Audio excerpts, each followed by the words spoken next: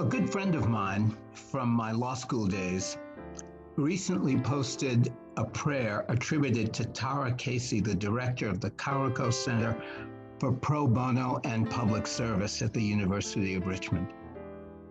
The prayer reflected what my family has taught me about living in a world where racism persists.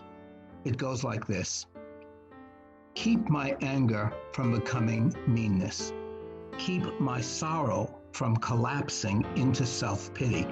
Keep my heart soft enough to keep breaking. Keep my anger directed toward injustice. Remind me that all of this, every bit of this, is for love. Keep me fiercely kind. My grandmother was born in Miami, and when she married my granddad, a Bahamian, in 1916, they moved from the Bahamas to Miami, hoping to raise their family away from British colonial oppression.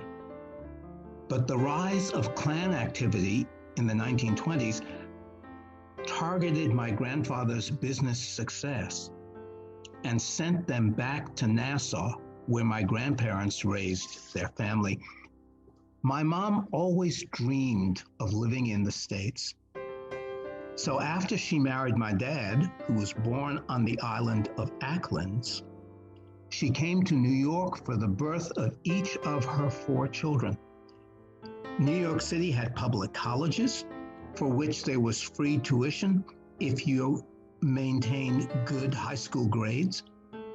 And in the 1950s, the Bahamas did not yet have free public high schools or any colleges. When I was 7, my parents moved us permanently back to New York. They gave my siblings and I both the benefits of U.S. citizenship in a northern, unsegregated environment and an immigrant's passion to succeed. During the 5 years I lived in the Bahamas, my mom and the Anglican Church had taught me the importance of communicating clearly, of pronouncing every consonant and speaking in full sentences.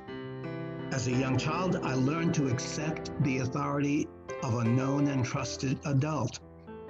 But I also saw that adults like my Uncle Randall, my mom's brother, appropriately challenged unjust authority. Uncle Randall became a lawyer the old-fashioned way, by being apprenticed to one.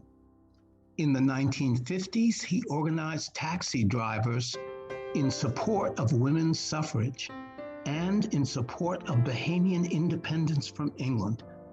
He was tried for sedition and acquitted. The Bahamian women's movement gained the right for women's suffrage in 1962. In the late 1960s, a Black government was elected for the first time, and the Bahamas gained independence from Great Britain in 1973.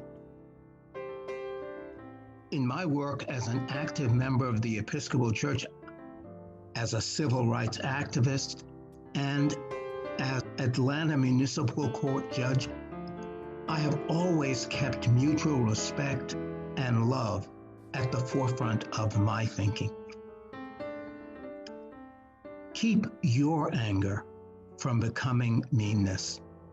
Keep your sorrow from collapsing into self-pity. Keep your heart soft enough to keep breaking.